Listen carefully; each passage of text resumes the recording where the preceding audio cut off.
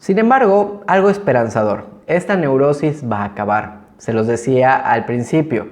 No hay cosa más importante que pueda hacer un padre que es saber esperar, porque eventualmente va a pasar todo, como una tormenta, y al final llega la calma. Por fin, es normal que esta neurosis juvenil de crecimiento dependerá en gran medida de la inteligencia, de la serenidad y, en una palabra, del umbral de tolerancia de los padres durante la tormenta, ¿sí?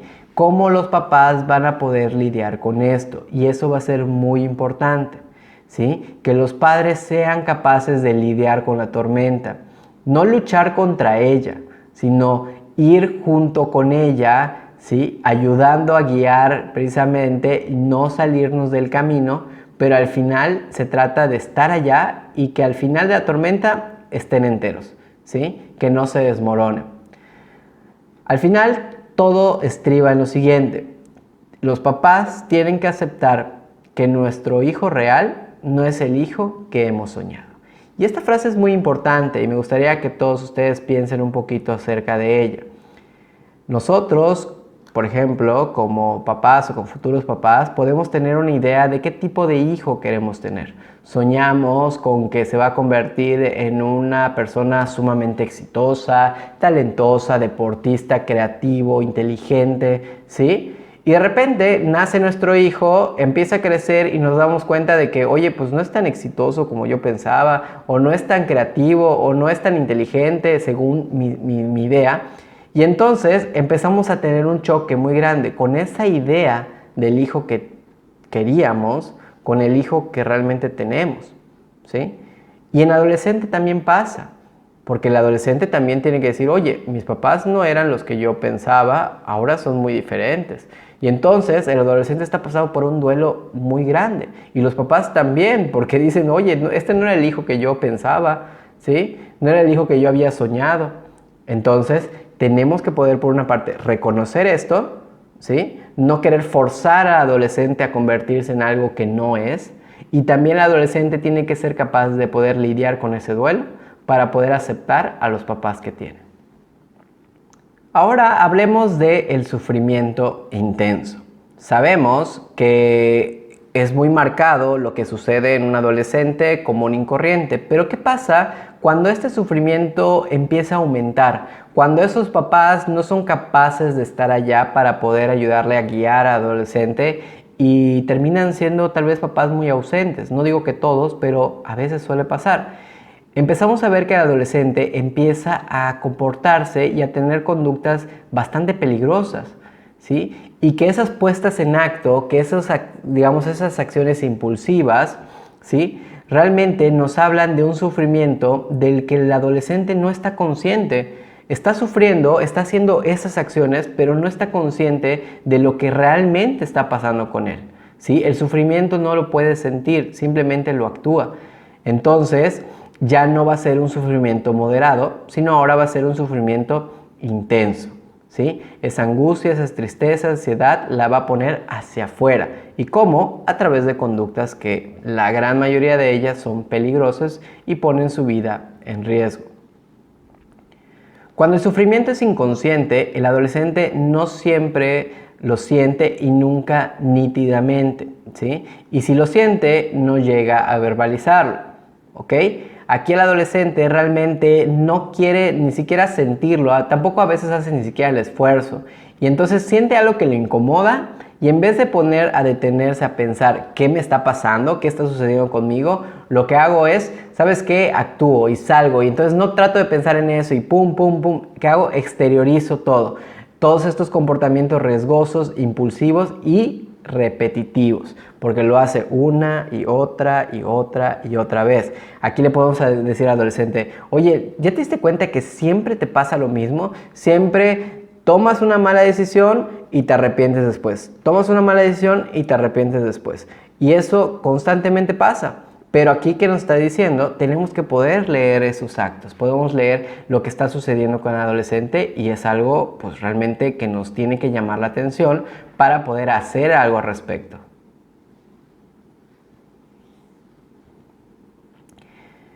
En el momento de cometer el acto, el joven no siente nada, no siente dolor, no siente miedo y mucho menos culpabilidad, ¿no? Oye, ¿no te dio pena hacer eso? Oye, ¿cómo te atreviste a hacer lo otro? Y el adolescente nada más te va a levantar los hombros y te va a decir, X, no pasa nada. ¿Sí? Está como anestesiado, como si realmente no le importara. Oye, ¿no te importa que te puedan regañar? Oye, ¿no te das cuenta de que te pudo haber pasado nada? Oye, ¿no te das cuenta de que pudiste dañar a alguien?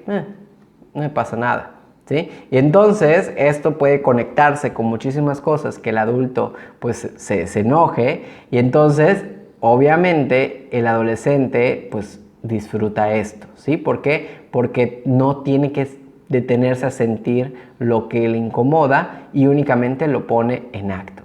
Entonces vemos que el adolescente se siente muy animado por un sentimiento de omnipotencia e invulnerabilidad.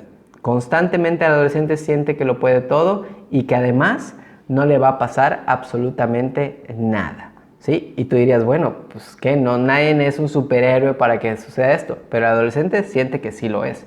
Y muchas veces vemos que los adolescentes precisamente se quedan en el camino porque toman este tipo de decisiones. De hecho, la principal causa de muerte en los adolescentes son los accidentes. ¿Por qué? Porque ante esta acción impulsiva, no pensada, no sentida, pues obviamente lleva a ciertas conductas riesgosas y que pues muchas veces los adolescentes pierden la vida.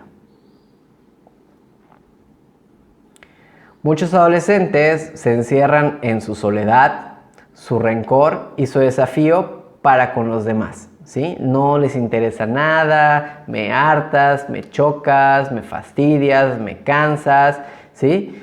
Y entonces el adolescente constantemente trata de ponerse a prueba y afirmarse de que yo soy el mejor, yo lo puedo hacer, a mí no me pasa nada.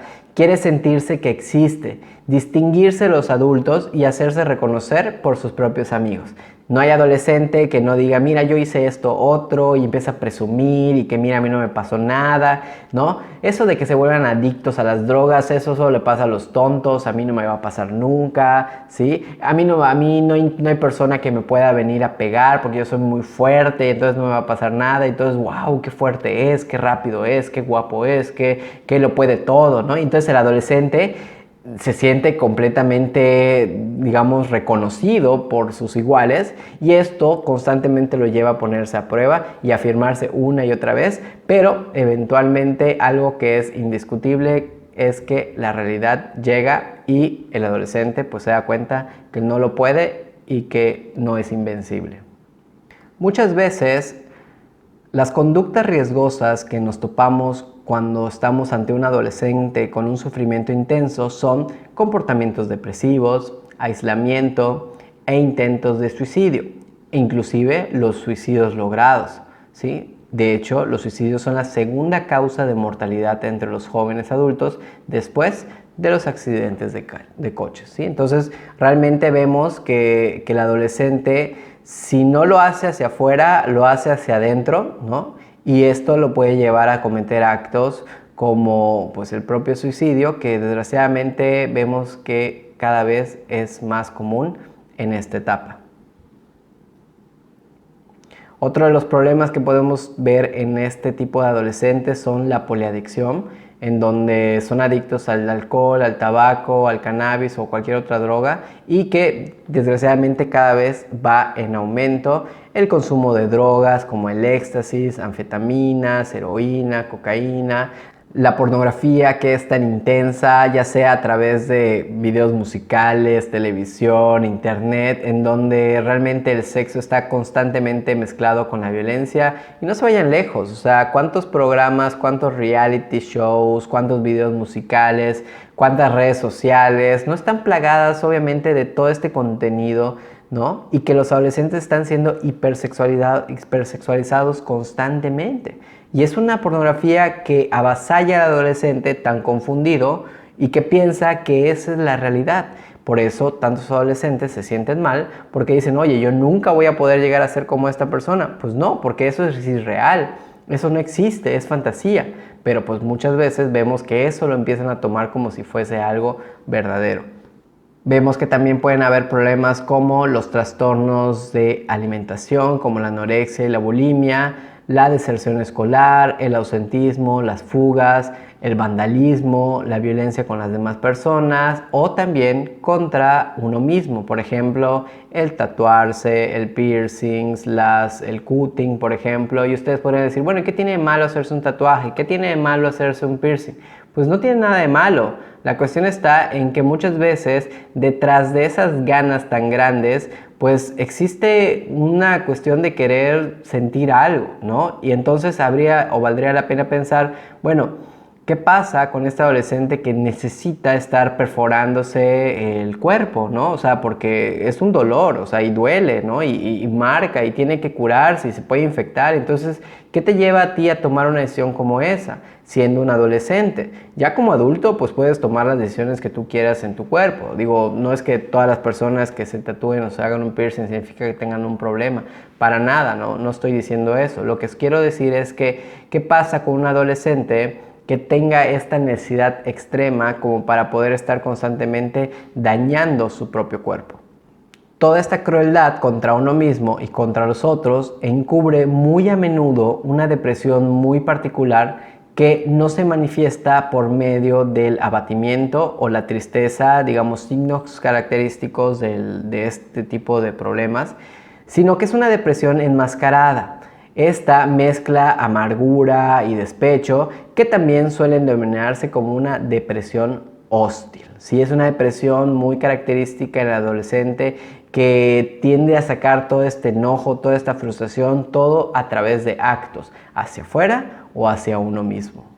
Por ende, ante un joven violento, pregúntese siempre, ¿cuál es la decepción que, en lugar de ponerlo francamente triste, generó su odio?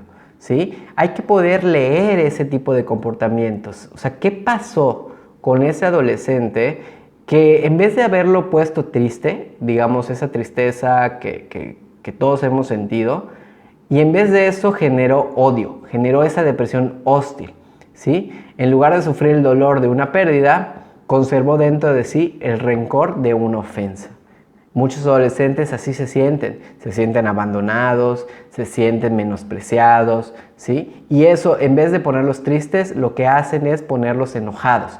Y ese enojo lo traducen en actos hacia las personas, hacia el cuerpo mismo, ¿sí? Que muchas veces puede llegar a dañarlos, pues, de por vida o inclusive hacerlos, pues, adictos a alguna sustancia o, pues, peor aún, hacerles perder la vida. El sufrimiento inconsciente ha adaptado recientemente la forma de adicciones sin drogas que son la ciberdependencia, por ejemplo, a los juegos de video, al uso abusivo de las redes sociales, inclusive con carácter erótico, con las cámaras web y videos. ¿Por qué creen que se puso tan de moda, ¿no? La idea de mandar estas imágenes de los jóvenes desnudos, ¿no? O sea, esos famosos packs, las famosas fotos, porque realmente vemos que hay una sobreexplotación de esta idea, ¿no? Los adolescentes sienten que así es como tienen que ser. Y vemos que obviamente se ponen en riesgo y el adolescente le dices, oye, pero ¿qué pensaste? Te estás exponiendo. El adolescente no pensó, no sintió nada. Aquí no se trata de la dependencia de un producto, sino de la dependencia de un comportamiento. Y es eso, que si inclusive el adolescente no lo hace, siente que no está perteneciendo al grupo que sí lo hace. Y entonces el no pertenecer te hace, digamos, dudar sobre ti mismo. Y eso es algo bastante grave para el adolescente que todavía has tratado de definir quién es. ¿Sí? Y eso es pues algo que pues obviamente el adolescente tiene que tomar en cuenta para poder decir, bueno, esto lo hago o no lo hago, pero pues se puede quedar en el camino. Sabemos que esta dependencia, de repente nos topamos casos de gente que pasa más de 10 horas jugando videojuegos, ¿no? Y que dices, órale, o sea, esta persona, ¿qué va a hacer con su vida, ¿no? ¿Qué podemos hacer? Pero desgraciadamente vemos que esto cada vez va en aumento.